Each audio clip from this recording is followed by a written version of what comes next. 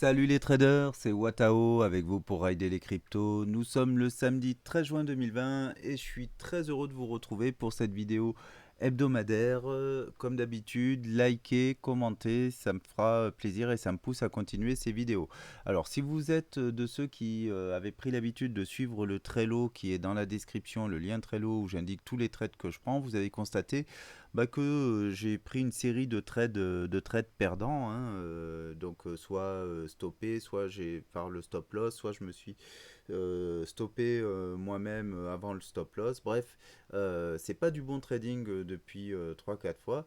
Alors je vous le dis en toute transparence parce que vous savez que je ne me pose pas du tout en conseilleur en matière de trading, hein. Je vous partage mon trade, c'est plutôt un vlog qui vous montre ce qu'il faut pas faire, hein, puisque encore une fois, je ne suis pas un trader rentable, je suis presque rentable, mais tout est dans le presque.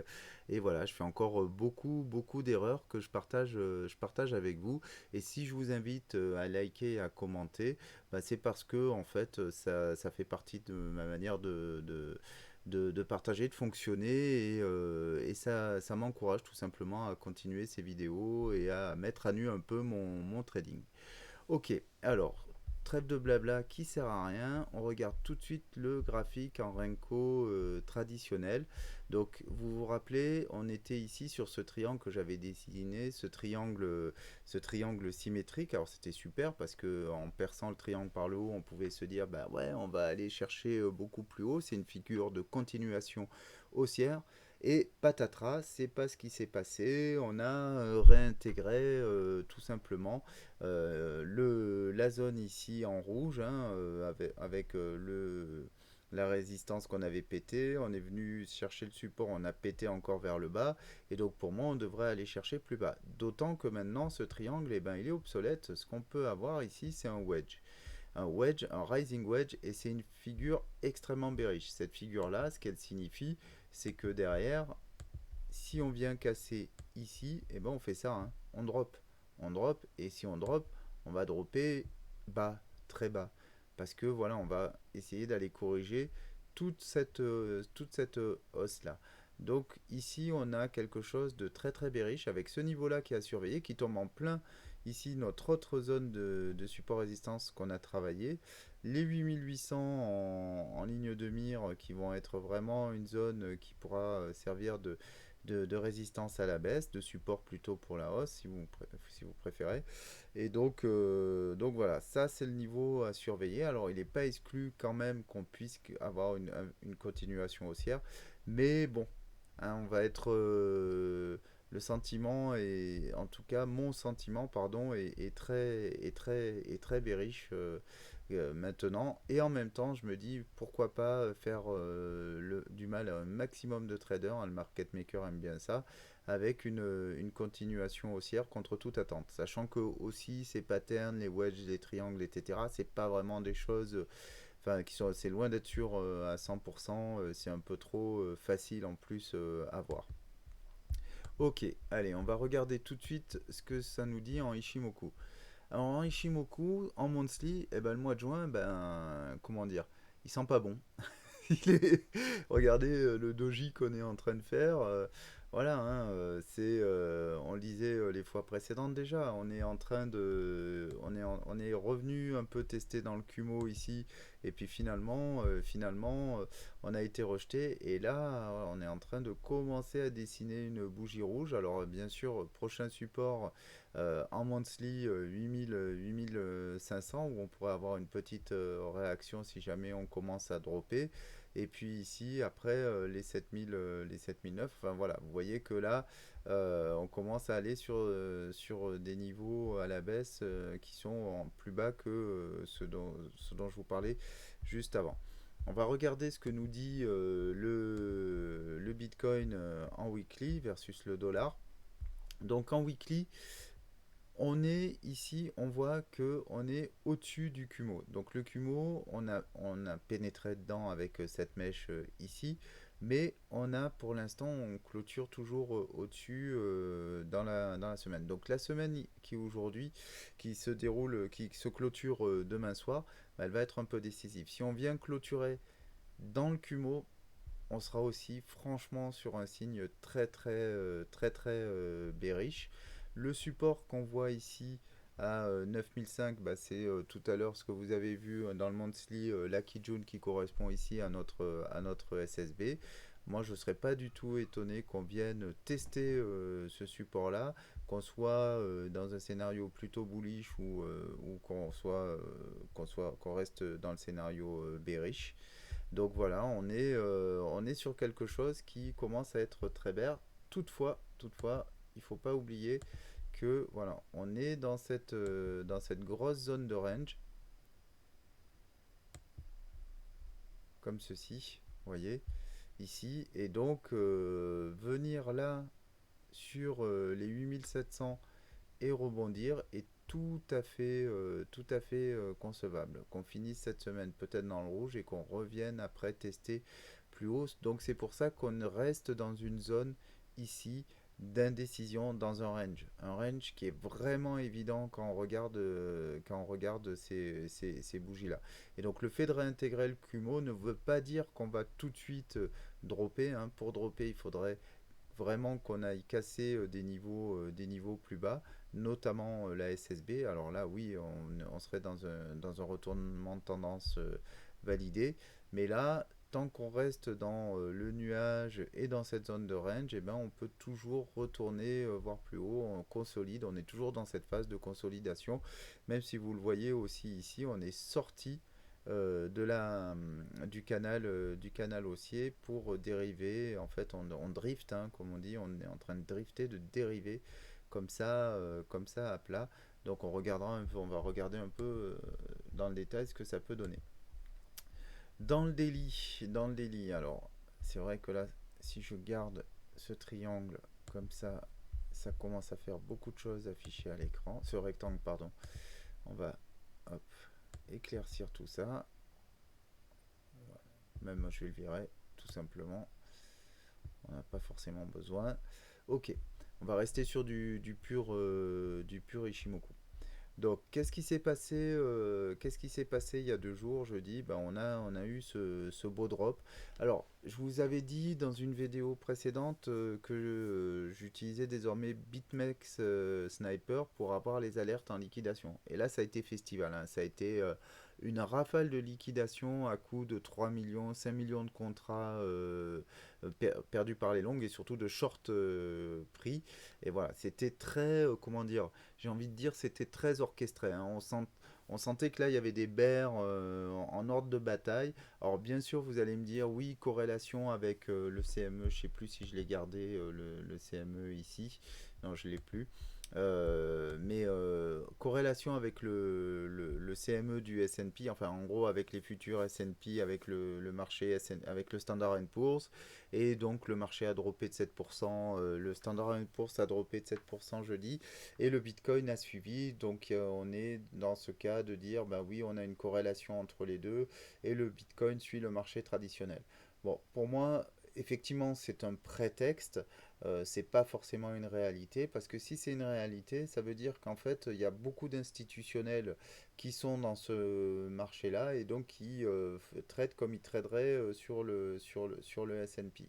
C'est pas forcément une bonne nouvelle parce que du coup, ça veut dire qu'ils font varier ce volume-là, pas forcément de manière dans le sens qui nous intéresse nous en tant que petits traders et ce qui peut expliquer aussi des mouvements coordonnés que de cette manière-là. Alors entre les wells et les institutionnels, ça sert à rien de faire des hypothèses parce que bon, voilà, moi je déteste le complotisme, le machin, etc. Bien sûr que c'est eux qui font le marché, donc on peut que constater, mais et j'ai envie de dire peu importe. En tout cas, voilà, on voit clairement ici, compte tenu des ordres qui ont été faits, qu'il y a une attaque là en règle, une série d'offensives des bears pour amener ce cours plus bas, ce prix à la plus bas. Néanmoins, qu'est-ce qu'on constate? Alors c'est pas beau là avec Ishimoku, on va le dessiner sans Ishimoku. Ce qu'on constate ici, c'est que on continue à avoir ici, voilà, des plus hauts creux et des plus hauts sommets. Ici. Donc en fait, on reste dans ce trend haussier. Et c'est ce que je vous montrais tout à l'heure avec le wedge.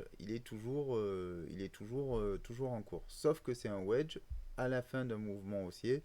Et donc, c'est quelque chose de bearish. Donc ici, en fait, c'est très simple. Si on vient à casser ces niveaux et à faire un plus bas creux d'une manière globale, là, on peut se dire que effectivement, on va partir vraiment à la baisse. Même si, voilà, on pourra toujours dire que un plus bas, mais qu'on sort de cette trendline. C'est ce que je vous montrais tout à l'heure avec le mégaphone. Donc, néanmoins, de la faiblesse et encore de la faiblesse qui fait que moi, ma psychologie, elle est vraiment en train de virer à la baisse. Mais comme je vous disais tout à l'heure, c'est pas parce que je suis bearish que je vais trader, que des trades à la baisse. On va regarder ça plus précisément après avec Elliott Waves. Qu'est-ce qu'on peut dire sinon globalement du point de vue Ishimoku, ben, on a traversé la Tenkan Kijun alors qu'ils n'ont pas encore recroisé, hein. Donc vous voyez, on n'est pas encore franchement dans le délit franchement baissier. Néanmoins, la Shiku, la Lagging Span est passée sous le prix. Vous voyez, il ne faut pas grand chose pour qu'elle passe sous la Tenkan. Voilà.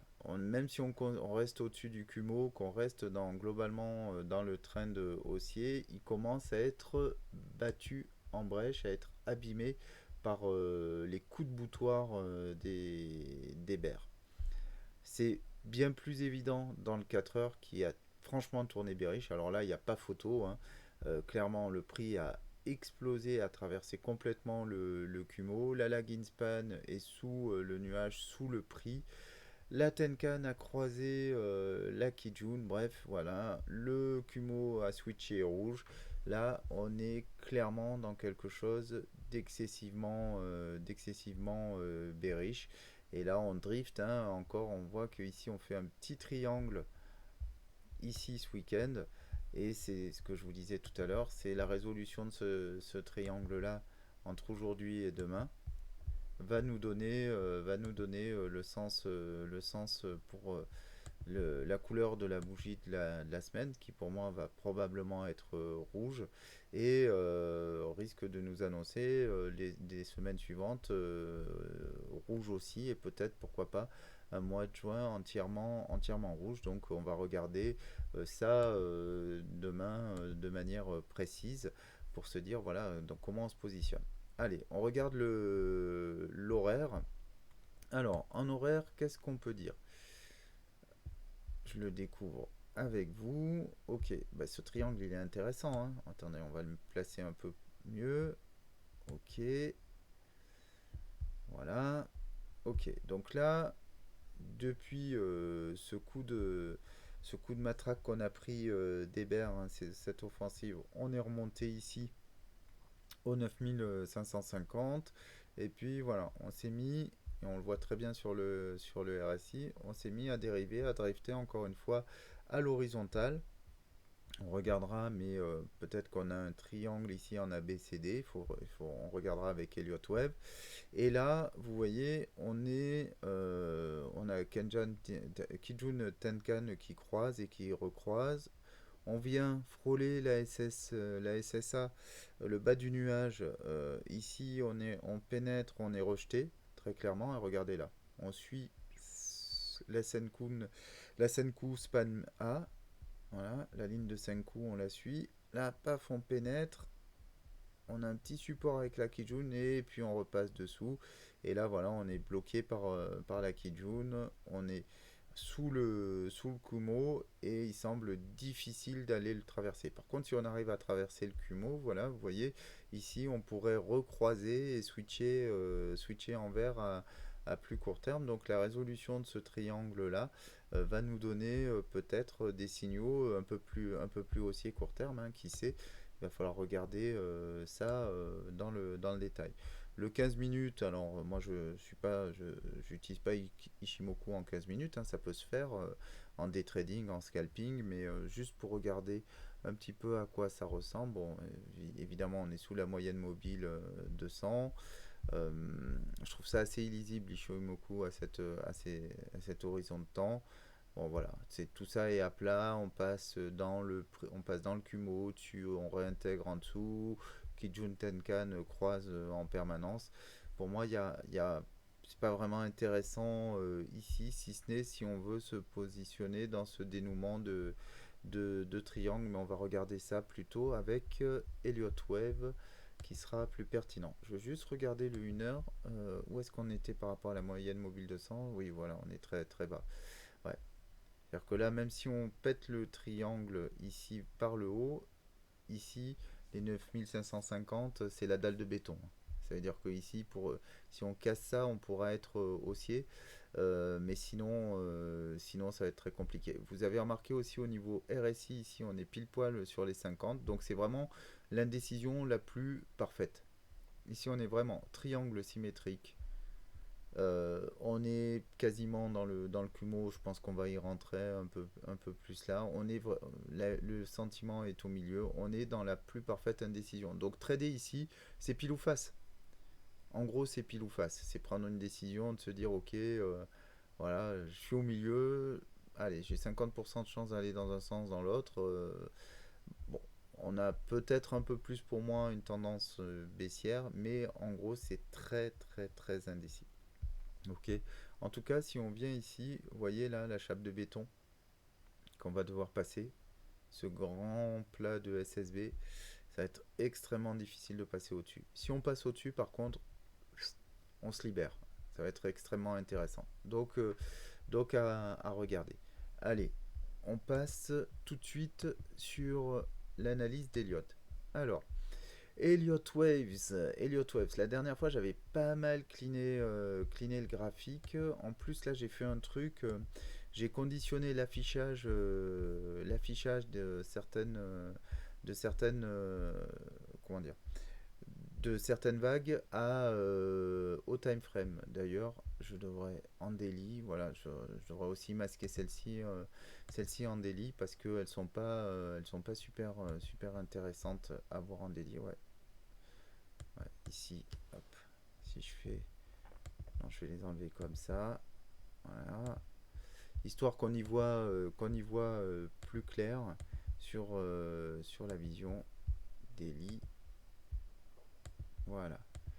Ça, c'est pas mal hein, comme fonction, ce qui permet en fait, après, quand je vais rezoomer dans les plus petites unités de temps, de voir se réafficher mes vagues. Alors, ok, on repart de là. Donc vous vous rappelez, j'avais déplacé ma vague 1 qui précédemment était positionnée ici. Suite au nouveau plus haut ici, j'avais dit ok, je ne la place plus, je la mets ici en attente. Est-ce que je vais la mettre là ou est-ce qu'on va aller plus haut?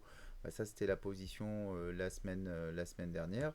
Si on va plus haut, eh ben, on a ici une 1, 2, 3, 4, 5 qui peut se dessiner. Et donc on pourrait éventuellement finir ici cette impulsive là beaucoup plus haut. Hop, si j'arrive à la choper. Voilà. Et donc avoir ma une qui vient jusqu'ici. Ok. Donc ça c'est le scénario plutôt bullish. Enfin, bah, franchement, boule. Pourquoi pas aller chercher. Je préfère pas donner de target là. Enfin, vous pouvez refaire le parcours là, mais en tout cas, c'est plus le scénario que je privilégie dans tous les cas. Et donc, on va pas le regarder en détail là, parce que pour moi, on a aussi cassé cette trendline haussière. On est au niveau du sentiment. Alors, bien sûr, on peut toujours la prolonger comme ça. Hein, c'est tout à fait possible. Mais bon, pour moi, c'est un peu viré. Alors, hop, on va se remettre en auto. Donc, on pourrait soit avoir ça. Ça, c'est le scénario plutôt haussier. Mais regardez ici quand même. On va se poser 2 minutes sur ça en regardant un peu différemment de Renko et de Ishimoku. Regardez, ici, on a fait un plus haut ici, un plus haut là, un plus haut ici.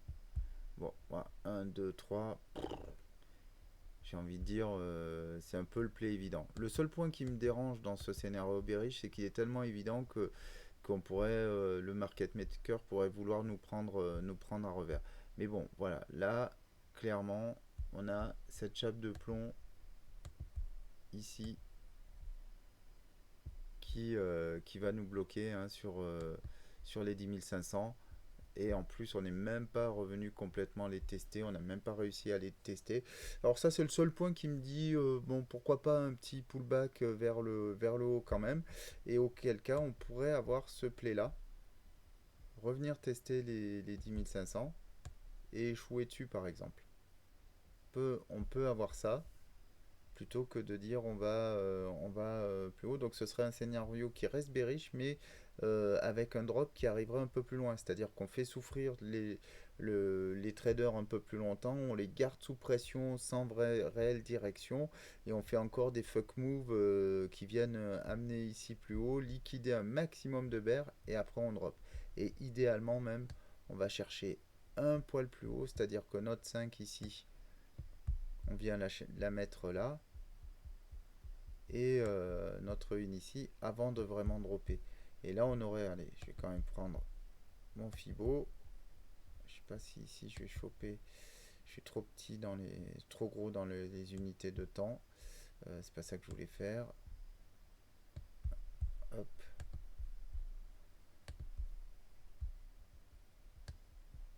Ah, tiens, il m'a tout décalé. Bon, c'est pas grave. Les niveaux restent bons. Ah, qu'est-ce qu'il m'a fait TradingView? Il m'a tout décalé. Maudit aimant. Ça, c'est l'aimant fou, quoi. Ça fait n'importe quoi, ça m'en rend dingue. Bref. Donc, si on est. Allez, je le refais proprement. Désolé pour l'aparté. L'aimant de TradingView, c'est un truc. Voilà. Heureusement que j'ai les choses dans la tête parce que sinon c'est pas possible, quoi. Ça part. Pourquoi ça part en vrille? J'en sais rien, quoi. J'en sais rien. Ok, donc on a dit ici, notre bat 4 là, et donc les 161,8 ici. Ça serait pas mal, hein. 11 800, ouais, quasiment 12 000. On vient faire ça, on monte jusqu'ici et après on drop. Ça ferait vraiment très très mal. Ça, ce serait vraiment un coup du market maker, des market makers pour, allez, on fait espérer tout le monde et là on drop et on se gave. À regarder, voilà. Moi, mon scénario bullish, il serait finalement d'aller faire souffrir encore plus le marché. Pas forcément de partir ici to the moon, ou en tout cas pas tout de suite. Je pense qu'on va nous faire encore souffrir un max avant d'aller plus haut. Ok, donc ce scénario bullish, pour l'instant, je le mets de côté. On va regarder un peu plus le scénario bearish. Alors, le scénario bearish, il dirait quoi? Il dit, bah ici, j'ai eu mon plus haut. Là, donc, mon sommet de une, je le place là. Et donc, voilà, si ce maudit aimant n'était pas venu tout me péter là. Ok. Et là, donc, je replace rapidement mes vagues parce que ça m'énerve. Regardez ça, putain. Il m'a mis tout en vrac, quoi.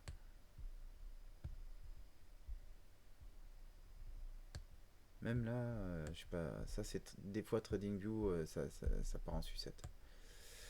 Ok, donc ici, dans ce scénario, ma une est ici. Donc, si je place mon Fibo de retracement, je viens chercher, j'ai une target ici au 50% ou au 61%. Et donc ça, c'est mon scénario bearish. Et qui fait sens avant d'aller to the moon, mais plus tard. Alors vous savez, on peut pas choisir, on peut pas gérer le temps avec Elliott Wave. De façon, d'une manière générale, c'est compliqué de gérer le temps en trading.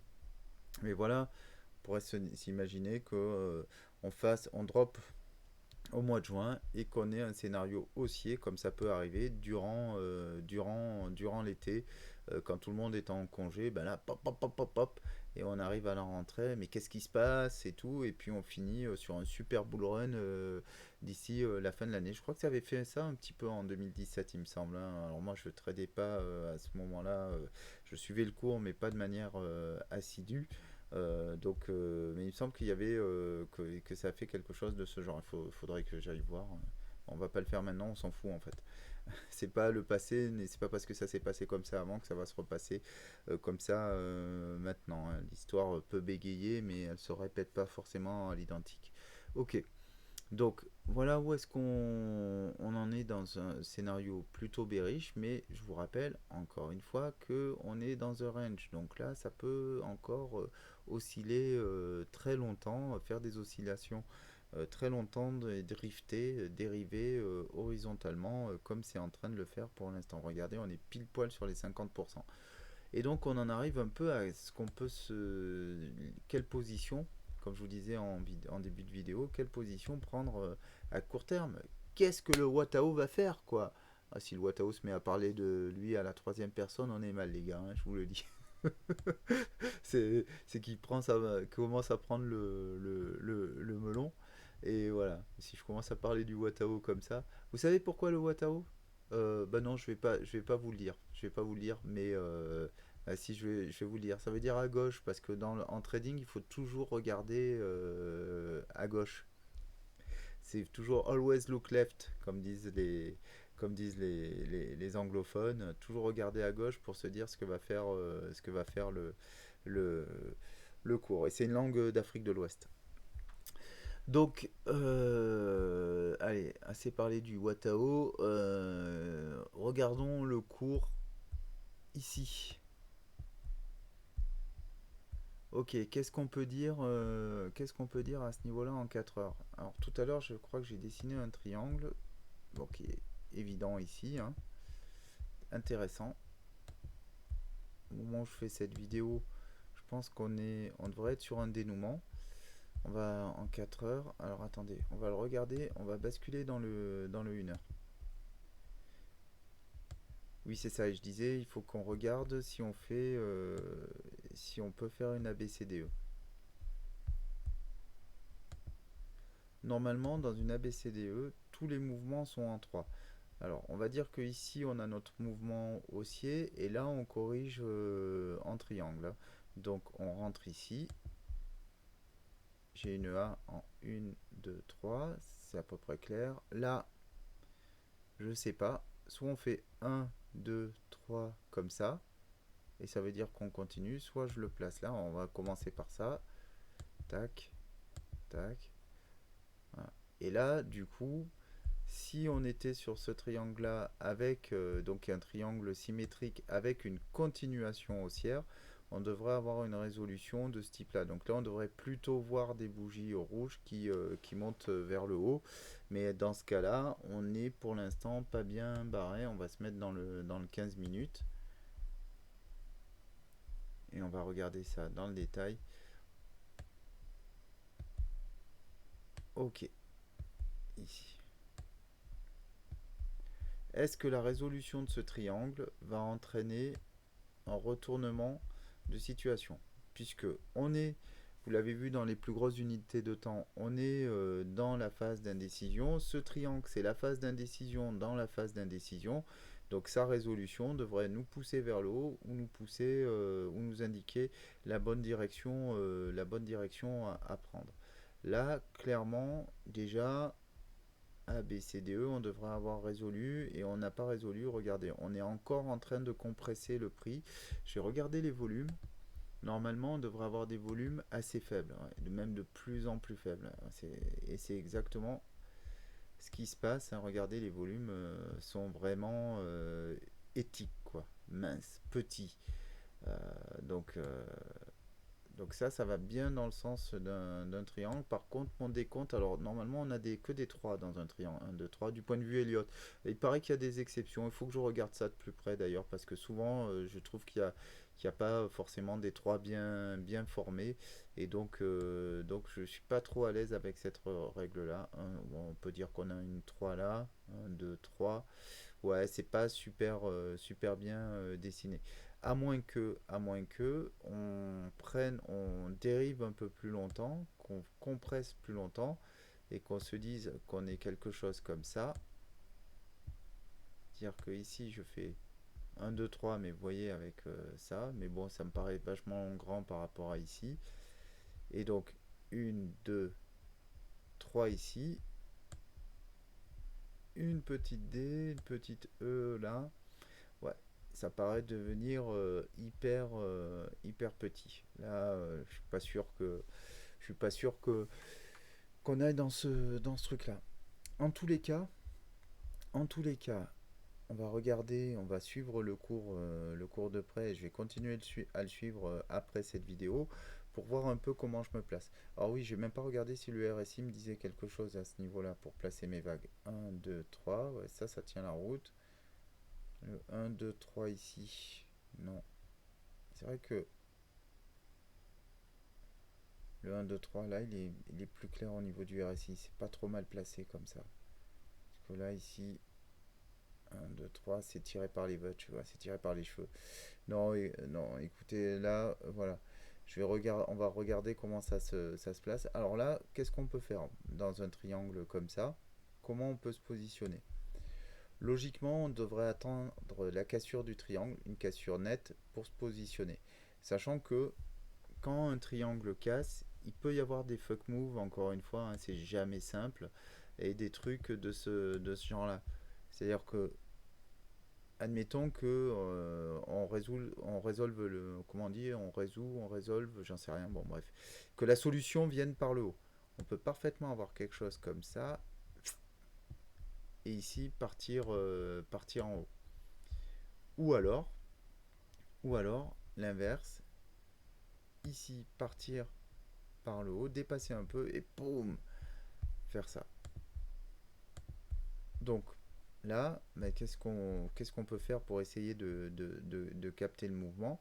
Soit vous vous dites, on est tellement compressé dans le prix et que je prends mon position ici dans un sens ou dans l'autre, pourquoi pas. Normalement, on prend jamais de position au milieu puisque ça n'a pas de sens. Il vaut mieux prendre la position quand on sait dans quel sens ça va. Mais moi, par exemple, je me dis aujourd'hui, allez, j'évalue qu'il y a 70% de chances qu'on vienne dropper ici. Pourquoi?